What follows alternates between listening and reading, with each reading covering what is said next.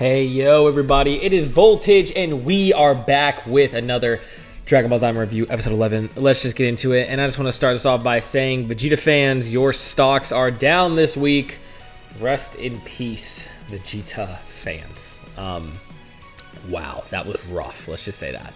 So, let's get into it, shall we? So, this episode features about 3 major parts. Let's go through the 3 of them. I'd say that one is a little smaller than the others, but it's still very good. So, the first thing is the encounter with Neva. So you saw the episode. I won't really waste time covering all of exactly what happened, but the big premise is this conversation between Piccolo and Neva. He easily sees that Neva is just playing senile. He isn't actually senile, and they have a very good discussion. So funny enough, one of the first things is that it's rare to see a warrior Namekian, and that Piccolo reminds Neva of Katats.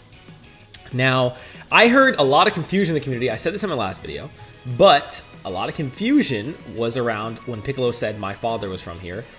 People thought he was saying Demon King Piccolo. I even saw very high prominent Dragon Ball tubers saying Demon King Piccolo. It's okay to make mistakes, but many people forgot about Katats. And that's who, because I feel like if you think about it, it makes zero sense King Piccolo was from here, because you know Kami landed as the merged Namekian, then split to become Kami, and so clearly King Piccolo couldn't have been from the Demon Realm. But you know, I just think that maybe people were rusty, a lot of confusion in the community, but it was Katats, yes. And so basically they're here to get this back, and Neva is basically explaining he went along with it because he was told to, but although he was told that Dende, or though he could have assumed Dende be kidnapped, he did not fear him being killed because Nameks are valuable. Even Goma wasn't going to do that. But he didn't expect them to come collect the Dragon Balls, or so he says. He immediately can sense there's a Dragon Ball in their pouch, knows it's there, and didn't think they'd be so strong, and reveals he created the Tagamis to prevent people from misusing Dragon Balls. Pretty basic stuff, except despite the fact that Neva is seeming to be much more trustworthy, he is clearly still very suspicious.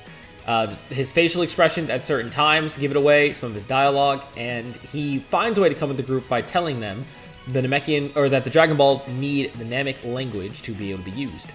This is likely true, but could just be a lie for him to come along with the group, because Bulma points out it's just like Namek, and that is true. So it's not unprecedented that they might need the Namekian language, but we'll see, right?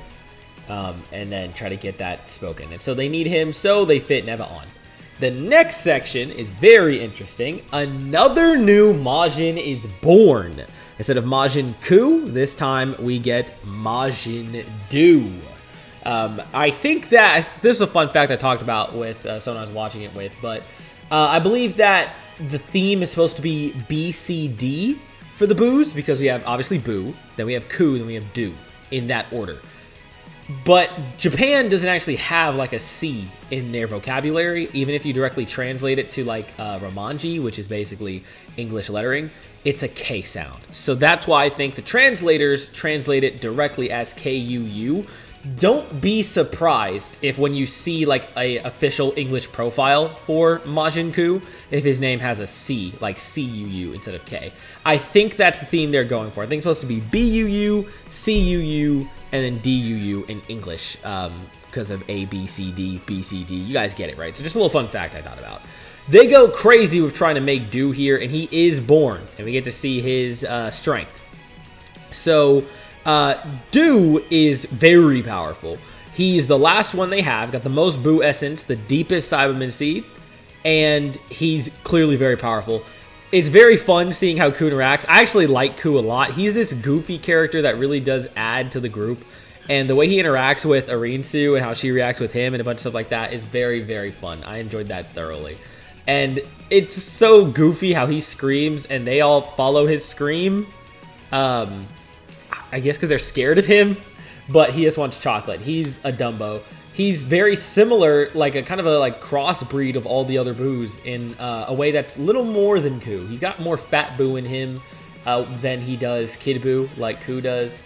And he's kind of like some kind of in-between very well of them. So the chocolate scene's very funny and all, but if we're really talking about like what's important, what's fun, or what's not what's fun, but what's relevant, it's the fight with the Tagami after all the comedy is done.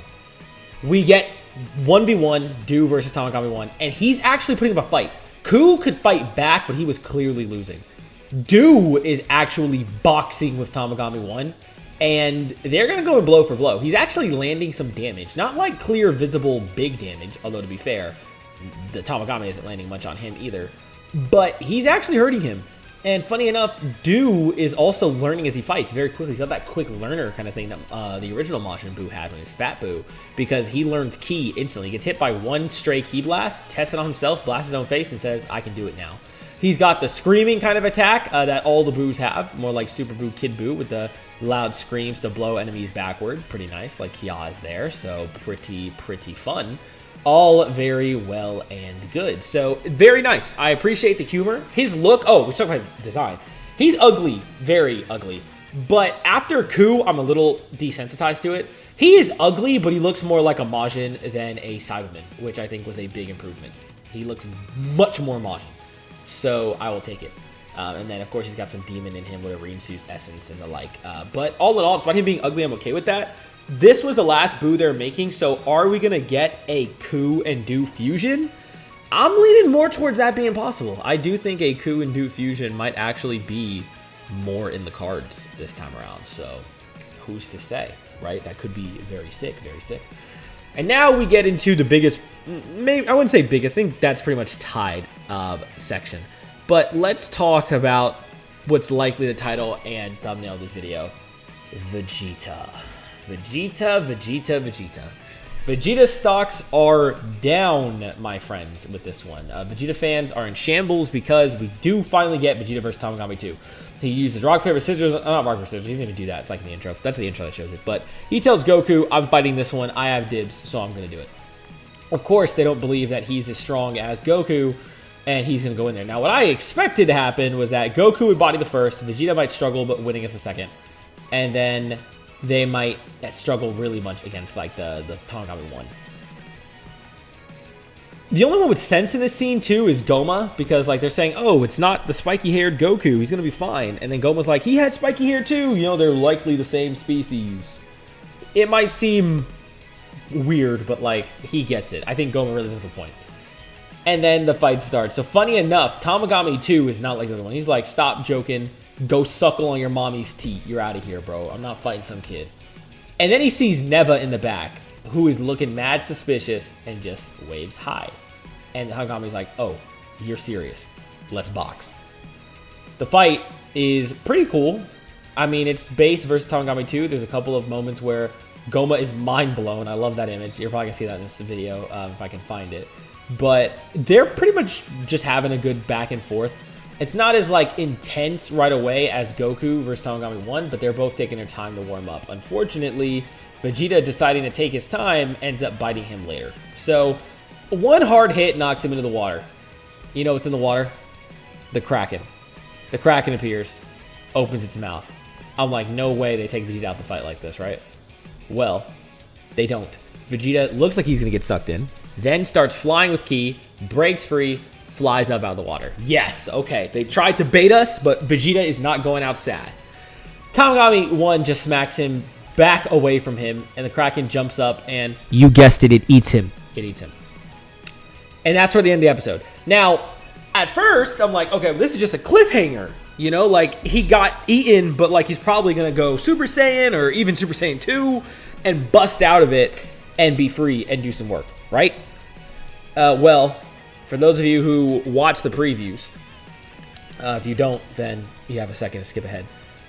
If you do watch the previews, which I usually talk about in every video, well, Vegeta did not come out of the Tamagami. He even is looking like he is asleep. Sorry, he didn't come out of the Kraken.